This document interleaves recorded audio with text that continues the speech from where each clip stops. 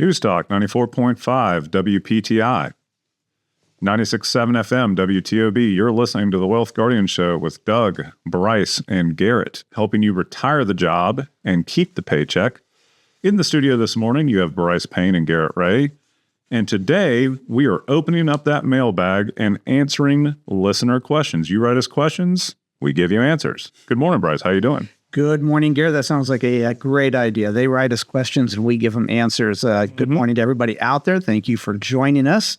It's that first of the month. We try to get the listener questions collected, figure out the ones that will be most pertinent to everybody out there, and just go over what the questions are and what we think is holistic financial planners. The answers might be. So we've got a couple of good ones this week. Let's go ahead and do the Wealth Guardian Service Salute. Garrett, once a radio session at the beginning, we want to just take a pause in a moment and recognize everybody out there who wears the first responders outfits or the military uniforms, and just extend our thanks and appreciation to you and your families for everything that you do, the sacrifices you make. It is a 24/7 job, and it is more often than not a thankless one. So we do want to just take a moment and let you know that we do appreciate you here at the Wealth Guardians and everything you guys and your families do for everybody else here in the United States. And Garrett, one other thing that we do at the start of every show here is ask ourselves a question. I don't know if we've asked ourselves this, but the reason we do this is to give everyone a chance out there to better know their Wealth Guardians financial advisor, and kind of drive the point home that we are not just these faceless voices on the radio. We're real people with desires and flaws and foibles, just like everybody else out there. And so here's the question we're asking ourselves. I'm not sure if we've asked this one before, but we've done so many of these at this point. It's getting hard. What else can I offer about myself that somebody out there doesn't know? Garrett, what was the first concert you ever attended?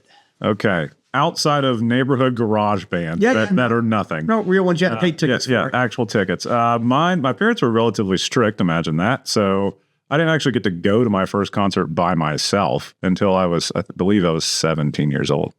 And it was Dave Matthews Band. Oh, very good. Dave Matthews Band. Quality first. What tour was that? Oh my gosh, I couldn't tell you. All right. Yeah. I mean, we're talking 99. Okay. 2000. 99 would probably still have been before these crowded streets. Okay. I believe, but I might be off on that.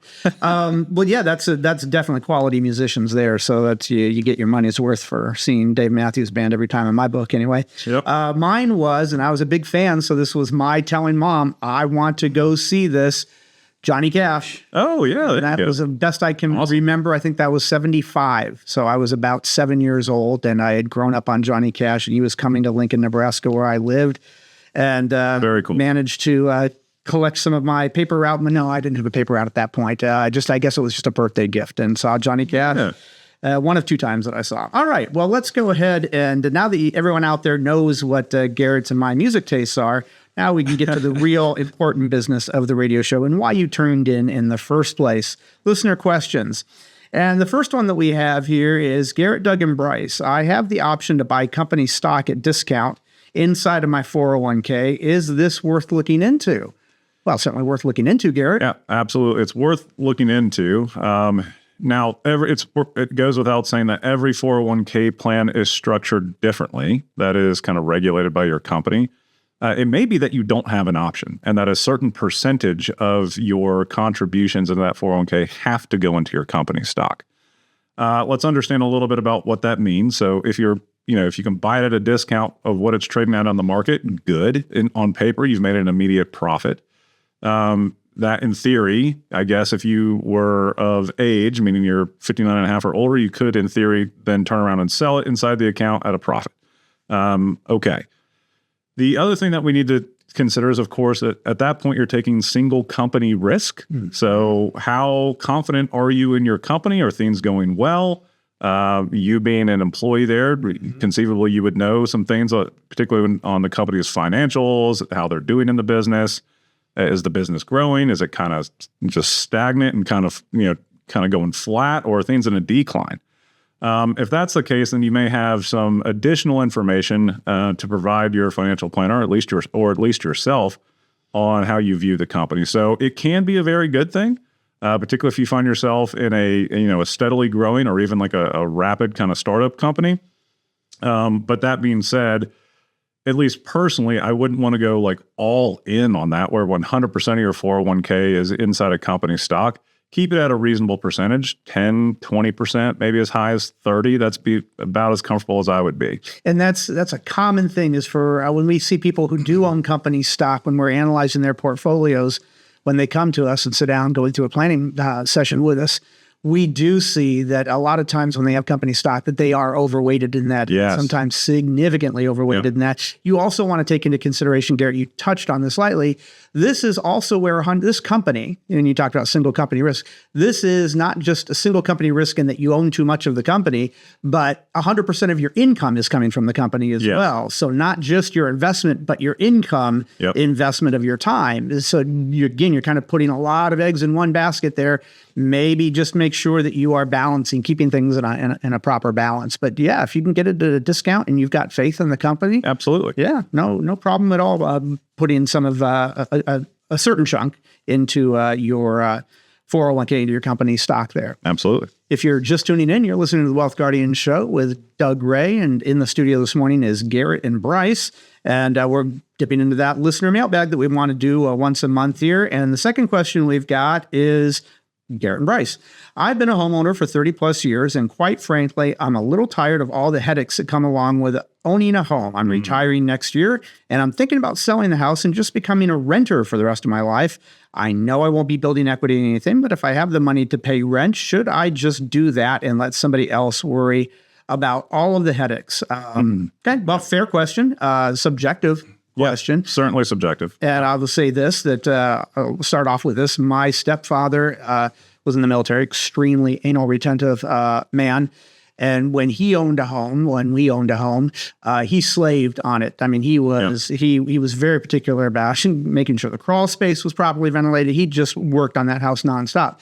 He was not cut out to be a homeowner. And now later on, as empty nest and whatnot, he rents instead of he sold the house and rents, and he's much happier that way. It wasn't a financial issue, which you got to make sure it's not. But this is really a subjective question. It's I have trouble believing a lot of times that the upkeep of the house is going to be more than the rent of the house, but I guess it could be along. Could be if you have an aging house and you've got some major, It's been a while since the hot water heater and the roof. The roof, the air conditioning units, the furnace, all that stuff tends to go out over time.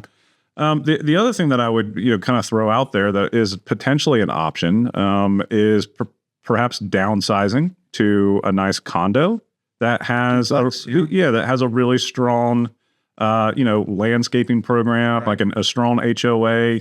You're not physically having to do the upkeep. Now you would have to replace the air conditioning unit and the furnace should that go out.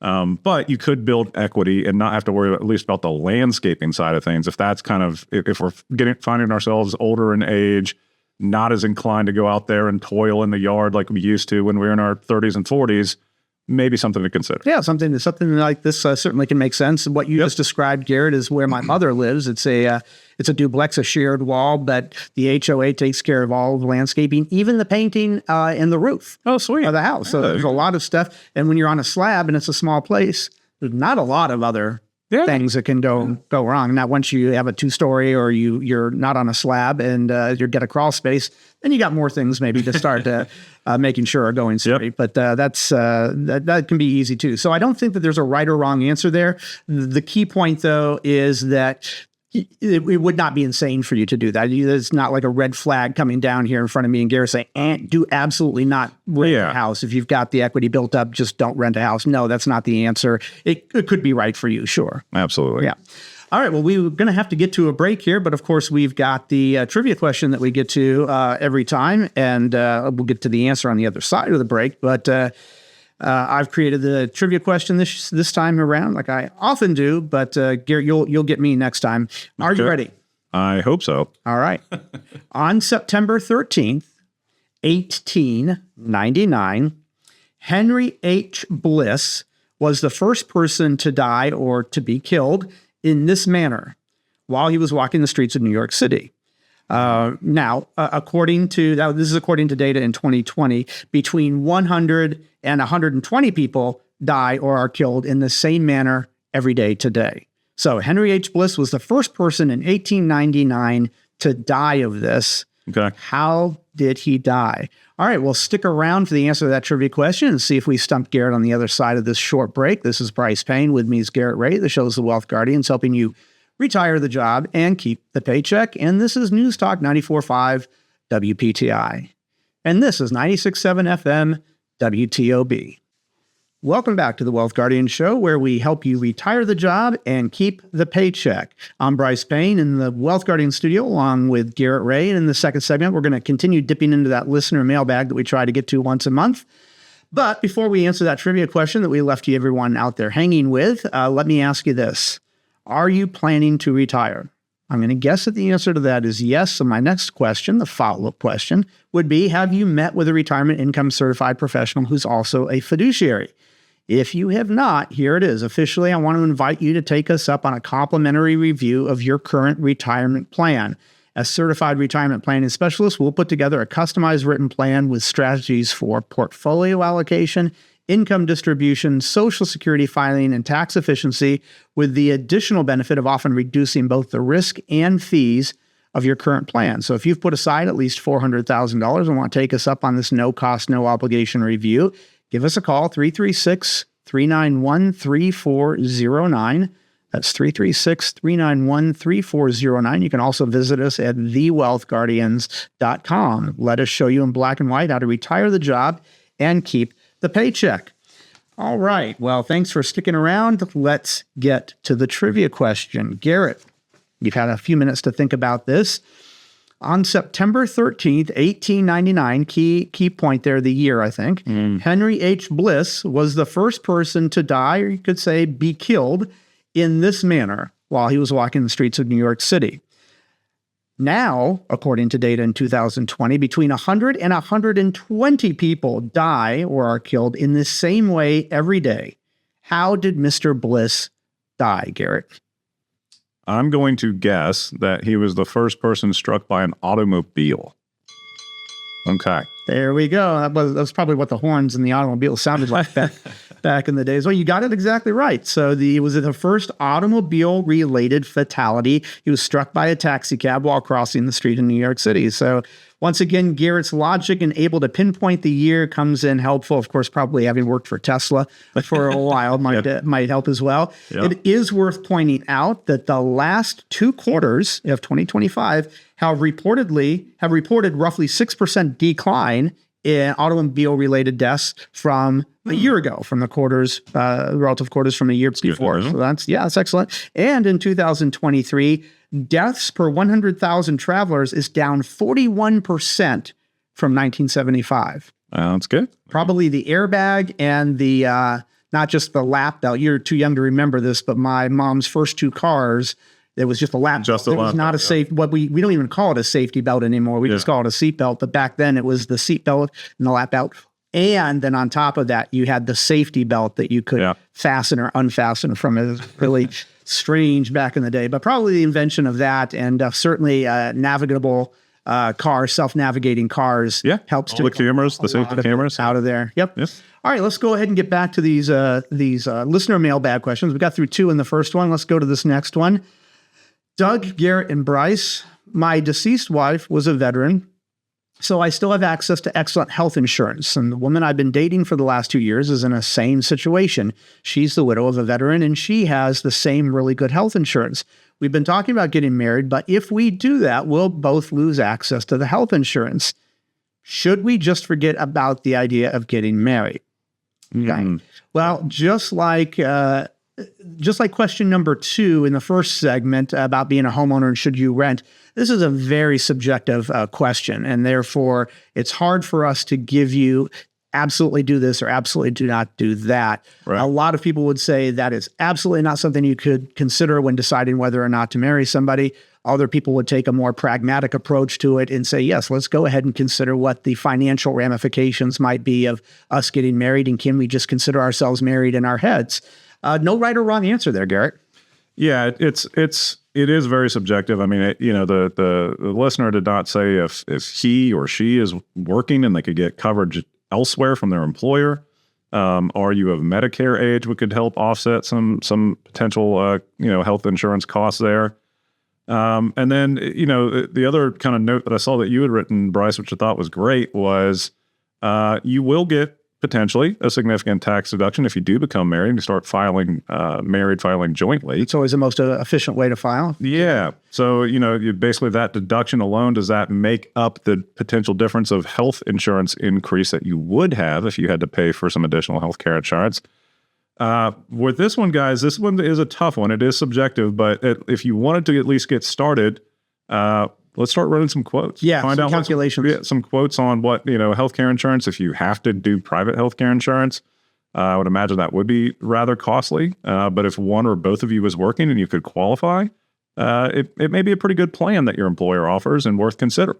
I think the way that, if it was me, the way I would approach it, and I'm not against the idea of considering something like this, is let's figure out what that bottom number is. How much are we saving by keeping the insurance that we've got, or how much more would it cost us if we did get married? And that helps you start putting it in perspective. If it was $3,000 a month for the rest of your life, goodness, maybe, maybe you do really consider not getting married. But if it's only a couple $100 and that's well within your budget, maybe that's not something to weigh too much then. But I'm glad that the listener is thinking along those lines, because it's important that you always think about everything that you do. What kind of ramification is this going to have on my monthly expenses or my retirement plan? So I do applaud you for thinking of that, and just do the best that you can in figuring out what those costs would be if you did get married, and you can start to figure out yourself if it's worth it or not. If you're just tuning in, you're listening to the Wealth Guardian Show with Doug Ray, and in the studio today is Brice Payne and Garrett Ray, and we're dipping into that listener mailbag question. A lot of these questions, Garrett, you'll notice are things that we go over when we do a planning process. A couple comes in and sits down with us. They've either never had an advisor, or they're deciding whether or not they should change advisors, and they want to sit down with somebody who's a holistic financial planner. All these types of questions are things that we go over during that 4-meeting planning process. There is no cost or obligation to sit down with us. So if I welcome anybody out there who is approaching retirement and have set aside $400,000 or more for retirement, and you want to make sure that you're doing everything properly for your retirement, then no cost or obligation to sit down with the Wealth Guardians. Just give us a call, 336-391-3409. You can also find us at our website, thewealthguardians.com. Would love to sit down with you and see what our expertise and skill in the area of financial planning could help you and your household in better plan for your retirement. All right, let's go ahead and get to the fourth question now. Investing for retirement seems simple to me. Why not just invest in dividend-paying stocks, live off the dividends, and never dip into your principal? Okay. So just to be clear, this question is isolating one aspect of financial planning, right? Portfolio allocation. So there is a lot more that goes into retirement planning or financial planning than just how your portfolio is allocated. But this writer here, this listener, is just asking about portfolio allocation. So my first response would be, well, okay, if it was that simple, that's still only one thing out of many that you have to consider. There's distribution strategies, tax mitigation strategies, Social Security, pension filing strategies. There's a lot of other things you have to consider besides portfolio allocation. But the question is, why not just invest in dividend-paying stocks, live off the dividends, and never dip into your principal? Garrett, is it that simple? Well, I guess the answer is it could be. A lot of it depends on what your personal situation is. How much income do you need? If you are, basically getting a high quality dividend paying stock, what is the yield or what is the dividend that stock is paying? Most stocks, it's somewhere between 2 and 5%. You can find some higher yielding stocks like REITs. You can also find some companies that are pretty much in trouble that are paying a lot higher yields. It's called a yield trap, where you basically have a high say dividend company, but the actual company is kind of garbage. And when you look underneath the hood, my comment here would be, in theory, it is simple. It also takes a heck of a lot of capital. If you want to basically live completely off of dividends, and you want to have yourself a dividend income stream of somewhere of $50,000, $60,000, $70,000 a year, you're going to need somewhere about $1.5 to $2 million invested in a dividend company paying portfolio. Now, maybe you've done that work and you've got all that saved up. Okay, that's great. It also takes, you have to monitor this. There have been countless stories of what used to be high quality companies that go through a financial rough patch, shall we say. Yep. And the value of the stock starts really going down. Yeah. And if you held on to that, in some cases, the dividend can be cut or even suspended. A company that comes to mind, that's a household name, Intel. Anyone know what's going on with Intel right now? Back in the early 2000s, all the way through the 2010s, 20-teens, it was a great stock. Paid about 4.5%, 5% yield. Everyone loved it. Have you been following it since 2021? It's lost 68% of its value, and they suspended their dividend in 2024. It happens. It happens, and you have to stay on top of it. So if this is something that you really like doing, I happen to like dividend-paying stocks, but you have to manage it. You have to watch the companies. You have to take it seriously. Yes, you need to follow their financial reports. You need to listen to those shareholder calls if you're actually taking it seriously. That's right. It's not as passive of an income generator as people like to think. It sounds good on paper, but you got to know what the heck you're holding. Yep. And it's probably a strategy where you don't want to invest in just 2 or 3 companies, because then you're getting really concentrated in your risk. You want to have somewhere between 20, 25, maybe even 30 quality dividend-paying stocks, and you got to monitor it. Yeah, no, I agree with all of that. It's not as passive as you might think. We do have some clients who are really into dividend-paying stocks. And of course, a lot of them don't follow their portfolios whatsoever. So we kind of have to do that for them. But that's what we're here for. Yep. So yeah, it is not a wrong approach to do that, but you have to understand what it is you're doing when you do try to do it that way. Absolutely. So, great question. Fair question. I think we got time for one more here. Sure. And it's, I understand, Wealth Guardians, I understand that my Social Security benefit won't get any bigger after I turn 70. True. And I'll be 70 in just a couple of months, but I'm still working. And I plan to work for another couple of years. Should I start my Social Security while I'm still working? Well, I'm glad you asked this question. I always like Social Security questions. Yep. We here at the Wealth Guardians are National Social Security Association advisors, certified with the National Social Security Association. And I always love questions about this. And there is, not that I can see, ever a reason that you would not file for Social Security later than age 70. Right. If there is some very strange scenario out there where having that income was costing you more than the income itself was, which I guess that technically could happen. It would be pretty odd, but it could happen where you could enter what we call a tax torpedo, where you're actually paying more, you kick yourself up into a higher bracket, and you're now paying more taxes on Social Security and perhaps Medicare. That possibly could be what the income of the Social Security was, but I think that's such a rare case. I've never seen it.